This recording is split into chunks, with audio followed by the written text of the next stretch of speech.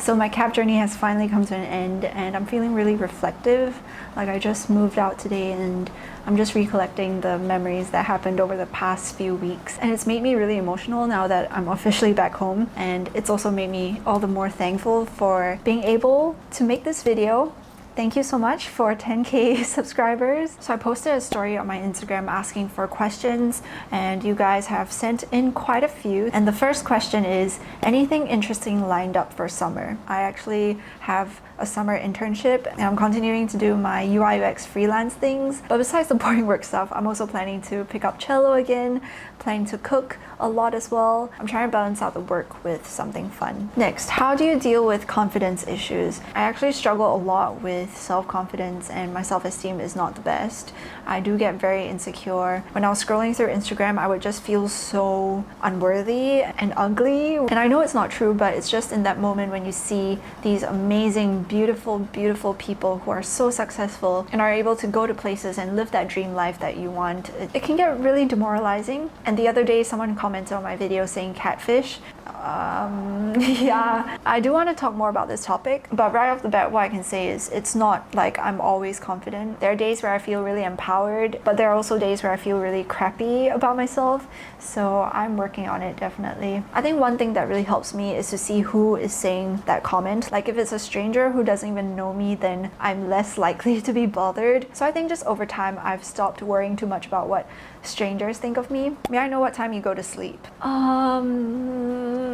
It really varies. Like if I'm tired, I can be asleep by 12:30, but there are days where I sleep at 3, 4 even. So Dargo made a video recently about the hustle culture and I feel like I am stuck in that hustle culture. I do want to talk more about this as well because guess what? Hustling does work. I've been working really hard and I do see the results and I'm a very result-oriented person. So it's been hard to try and get out of that, but I really do want to for the sake of my health. So I do want to sleep earlier, but for now it's anywhere from 12 to 4.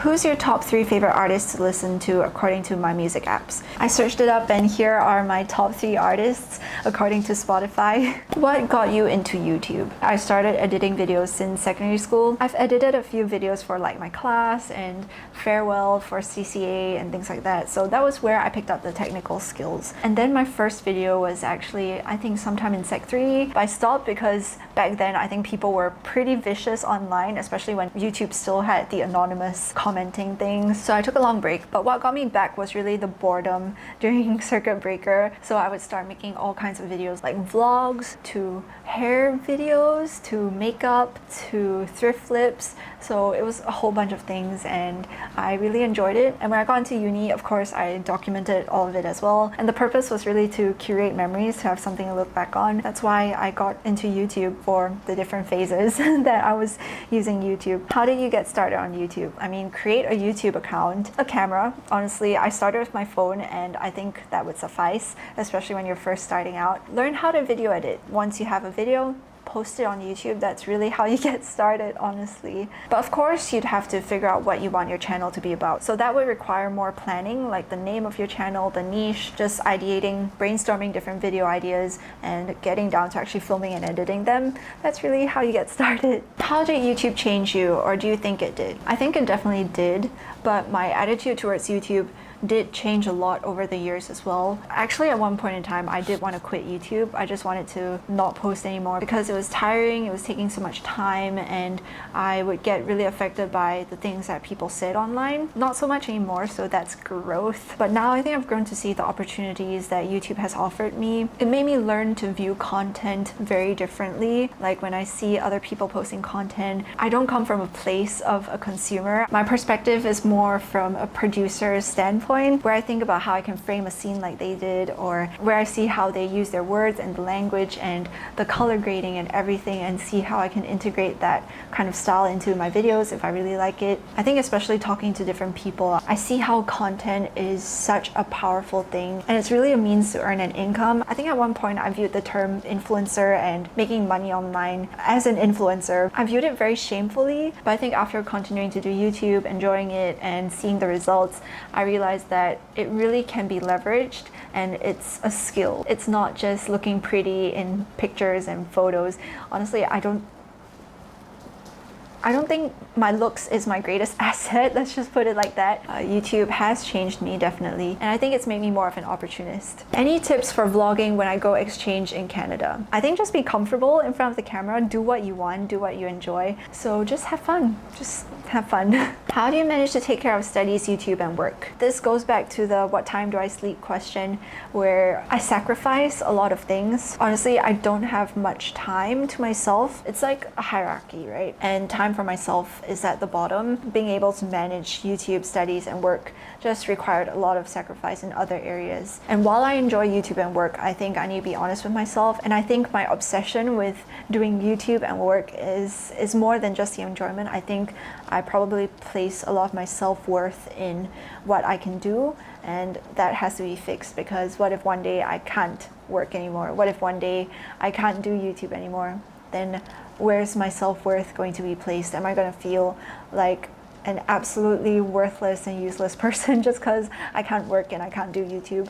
So I do have a lot of work that I need to do in myself.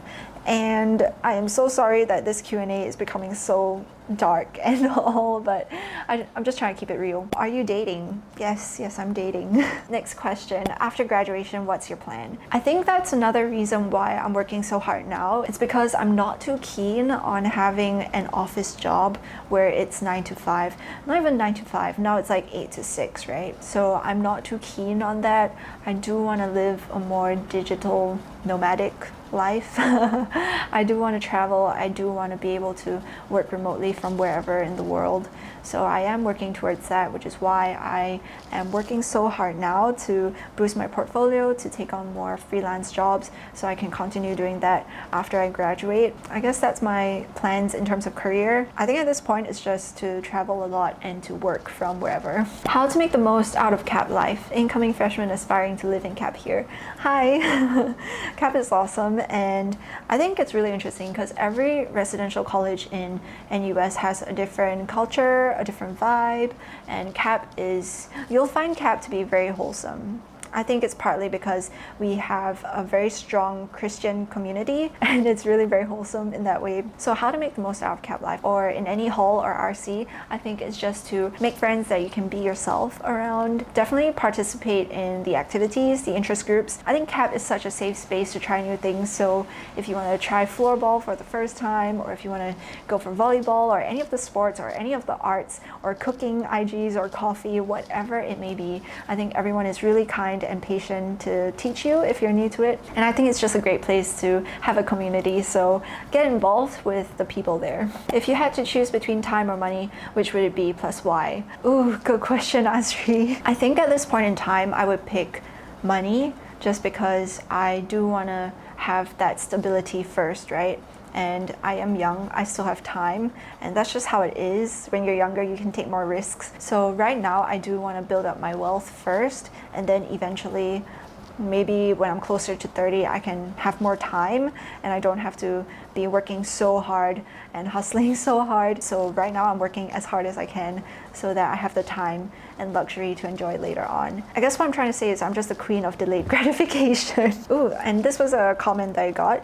Hi Nicole, while it's true that freelancing really does value add in terms of helping you earn money as a uni student, but what if your uni course is really intense, aka computing, and how would you advise one to struggle with freelancing and your academic studies? Ooh, I think this goes back to sacrifices, right? If you are in a very academically heavy and intense course, why not just focus on that? Especially since computing is very lucrative. You're probably gonna graduate with a much higher pay than most of your peers. But if freelancing and working and making money now is your priority, then I guess naturally you'll have to sacrifice your studies a bit. That's what I did. Honestly, I have no idea how I'm gonna do this sem, but my studies really did take a backseat as I was trying to beef up my freelancing portfolio. It really boils down to what you want to do and to make sacrifices accordingly. And we've come to the end of the Q&A. I just want to thank you guys for all the questions, and I hope you learned a bit more about me. And I have a lot of exciting videos coming up, a lot of work-related things, a lot of adulting-related things,